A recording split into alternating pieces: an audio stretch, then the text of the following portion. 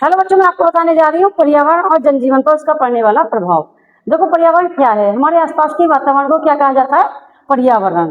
पर्यावरण दूषित भी होता है और शुद्ध भी होता है, क्योंकि देखो पर्यावरण को दूषित करने वाला भी मनुष्य है और शुद्ध करने वाला भी मनुष्य है। पर्यावरण को का अर्थ क्या है?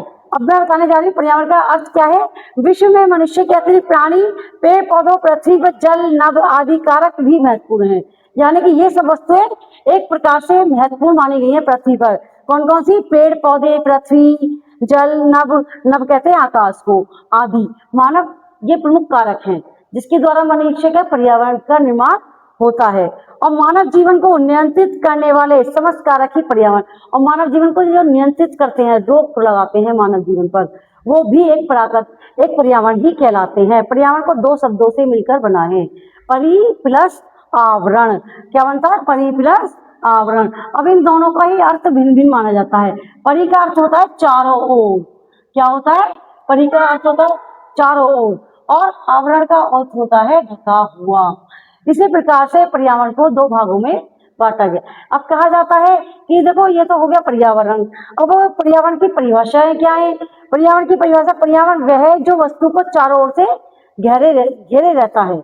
जो थॉम्स के अनुसार बताई गई है वो क्या है? पर्यावरण वह वस्तु है, वह क्रिया है जो वस्तु को चारों ओर से घेरे रहती है और समस्त प्रत्यक्ष प्रभाव डालती है। मतलब एक रूप से पूरा प्रभाव डालती है। क्या वो वायु का प्रभाव पड़े, आकाश का प्रभाव पड़े, धूप छांव का प्रभाव पड़े, पेड़ पौधों की ठंडक का प्रभाव पड़े, वनस्पति का प्रभाव पड़े, किसी का भी प्रभाव पड़े, वो सब प्रभाव करना ही कहलाता है। अब देखिए, अब यहाँ तक तो मैंने आपको अच्छी तरह से समझा दिया है, बच्चों सभी के समझ में आ चुका होगा।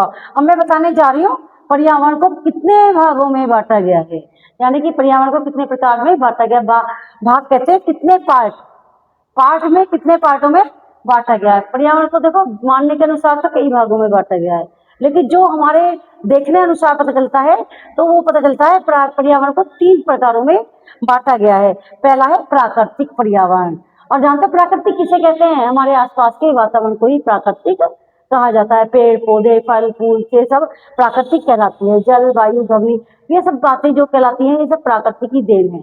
प्रकृति ही हमें शुद्ध वायु देती है, प्रकृति ही हमें अशुद्ध वायु देती है। प्रकृति के द्वारा ही हमें सब कुछ प्राप्ति होती है। जड़ी बूटियों की प्राप्ति भी हमें प्रकृति के द्वारा ही होती है।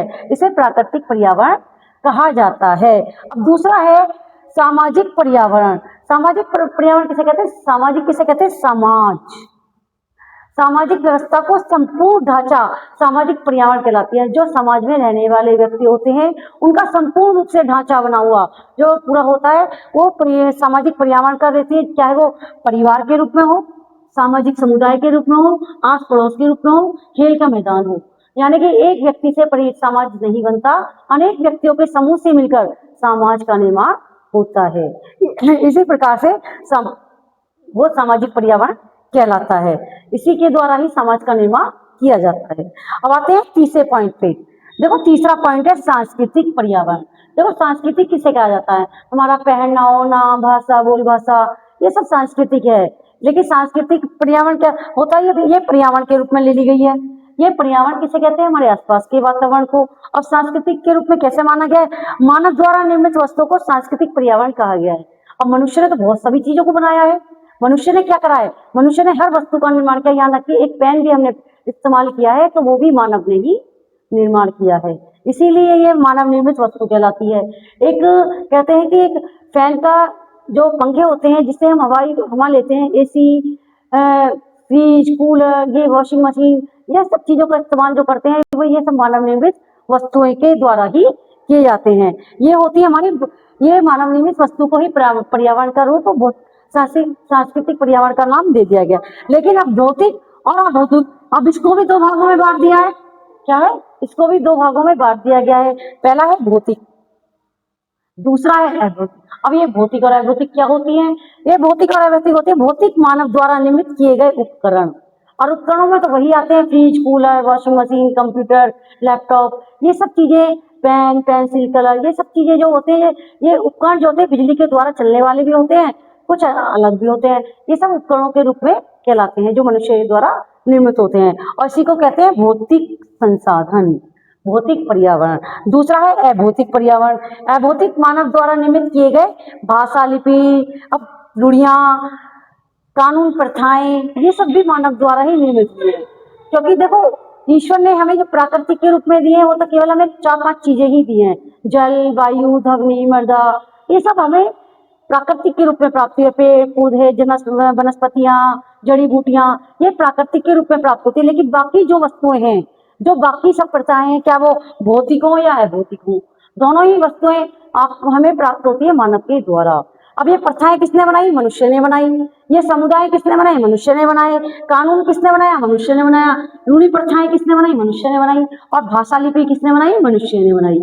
तो ये क्या है? अभौतिक संस्कृति कहलाई और अभौतिक पर्यावरण कहलाया। ये है हमारा पर्यावरण के द्वारा एक निर्मित क्वेश्चन, जिसको कहा जाता है पर्यावरण का। अगर आप चाहो तो इस क्वेश्चन को भी लिख सकते हो, लेकिन ये क्वेश्चन मैं आपको लास्ट में जाकर लिखवाऊंगी। जो मोस्टली क्वेश्चन है वो मैं आपको लास्ट में एक नोट के रूप में लिखवाऊंगी, 2-3 क्वेश्चन जो पूरे पैराग्राफ पे डिपेंड होंगे। अब मैं ये सारा पैराग्राफ आपको अच्छी तरह से समझा चुकी हूँ, आपके समझ में भी आए होंगे। यदि आपको ये वीडियो समझ में आई हो और ध्यानपूर्वक आपने देखी हो तो इस वीडियो को लाइक कीजिए, सब्सक्राइब कीजिए और कमेंट्स कीजिए। ये धन्यवाद।